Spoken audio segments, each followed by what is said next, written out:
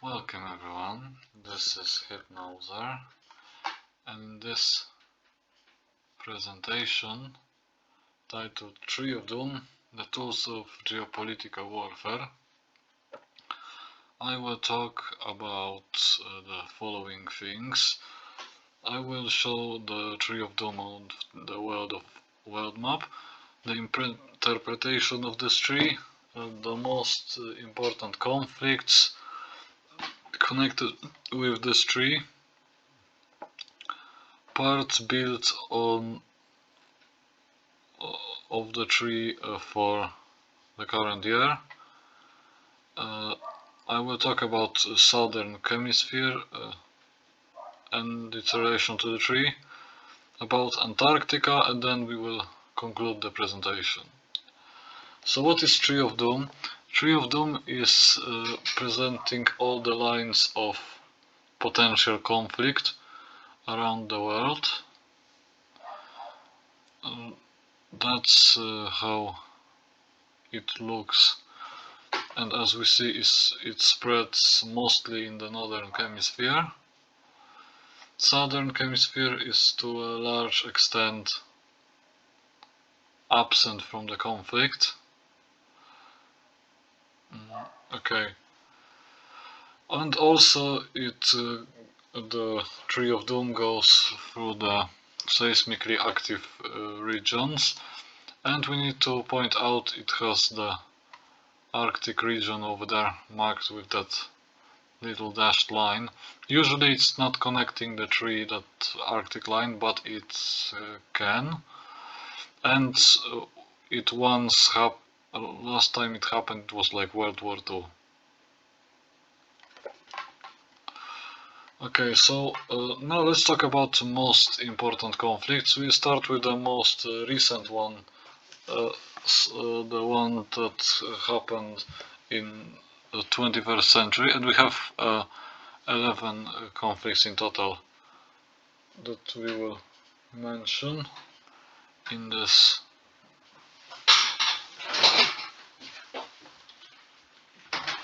presentation.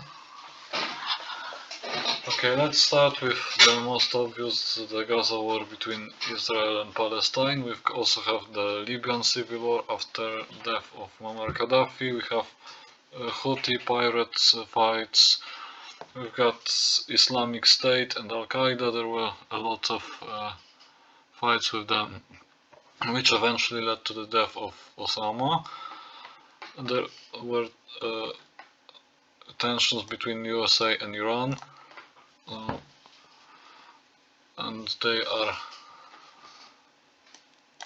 also quite high. We've got the Taliban versus USA conflict that also took place. We've got the Brexit that also contributes to modern conflict. We've got tariff war, USA versus EU. We've got the tensions with Canada, and Greenland should be here as well. And we've got India, Pakistan, China border dispute. The grey area here is larger than Poland, so quite a large contested area indeed. Ah yes, and one more war for the 12th place, the Ukraine war, that wasn't mentioned here. A pretty important war, to say the least. That also happened in the 21st century. So as we see, we have a lot of conflicts going on. So now let's go back to the 20th century, when the tensions were even higher, because the conflict at that time was also at the Pacific, and during the Cold War we've also had conflicts in Southeast Asia and Central South Asia going on. Yes, and the wars were so large that they came south of the equator. Yeah, like the Darwin bombardment. Okay, so now once we set what the tree is of those conflicts, let's say where that tree is for now. That's more or less how it looks. Okay, so we see that most of Europe is encircled by the yellow line, the line representing modern size of the tree. So the further away we get from Europe and from Northern Hemisphere, the smaller part of the tree is built. Okay. Okay.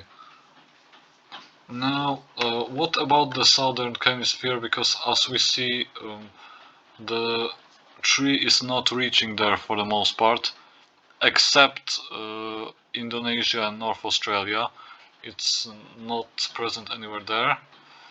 So we need to say that the Southern Hemisphere is way more peaceful, but it's also way more isolated. Why is it isolated? Mostly because of the very large oceans we see around here. But not just oceans, it's also about Antarctica. It's not painted on this map because we live on a round Earth, and flat Earth depiction of Antarctica is not very helpful. We will show Antarctica on the separate map. And when it comes to largest states in the Southern Hemisphere, we have South Africa, Argentina, Chile and Australia. And that's pretty much it. Maybe Madagascar, but it's an island, it's not on a continent. Okay, next. So, okay, so, Antarctica is uninhabited for now. It doesn't have any settlements, but let's say a word about potential settlement in this region. The best location for potential settlement would be the territory around Esperanza base.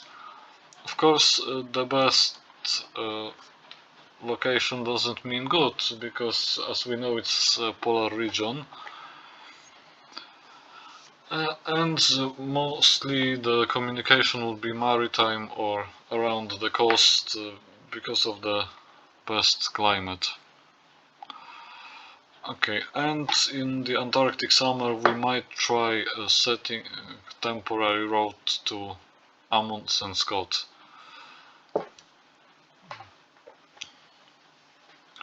So at the beginning it would look more or less like this. We set permanent settlement in Esperanza and a few seasonal settlements around the coast, and hope that those settlements will eventually expand.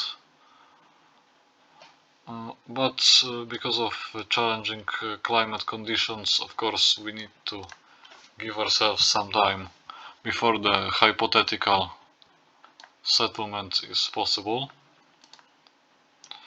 Okay, so here is the realistic map of Antarctica that I try to show you right now. So here at the tip of this peninsula, close to Argentina, there is that Esperanza base. Here we have the Amundsen Scott base in the center. And yes, a large part of bases is there, but as we see there are some other bases right here near the coast. And for now these are just scientific research station, because well the climate is too harsh for now for permanent settlement deep inside the continent. Nevertheless, it remains an interesting hypothetical scenario. And why do we talk about Antarctica when it has so unfriendly climate? Because it offers the most isolation from our tree of doom. This land is so far away from civilization that no government will attack it, most probably. And it has a lot of potential, and many places were never visited by the people. And also we need to keep in mind that Antarctica has no government, which makes it very bizarre and weird if you commit a crime out there. And who knows how it ends.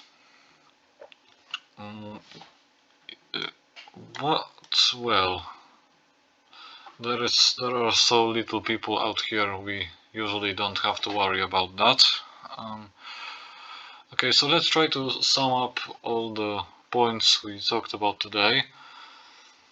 The Tree of Doom is most developed for years. We've seen that yellow line pretty much all around Europe.